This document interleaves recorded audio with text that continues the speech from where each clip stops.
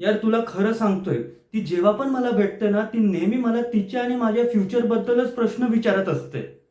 आणि तुला खरं सांगू, मला आयुष्यात सगळ्यात जास्त भीती ना तिच्या आणि माझ्या फ्युचरला घेऊनच आहे.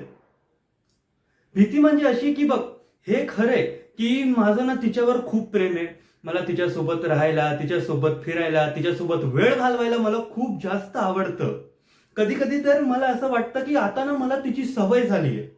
पण यार, या सगळ्या गोष्टींसोबत ना तिला असं खोटं बोलून पण सोबत ठेवायला ना आता मला जमत नाहीये. खोटं म्हणजे की तिला ना आत्ताच्या आत्ता लगेच असा बॉयफ्रेंड किंवा असा मुलगा हवाय जो तिला ना लाईफ टाईम कमिटमेंट देऊ शकतो. आणि तुला तर आपली सिच्युएशन माहिती आहे ना.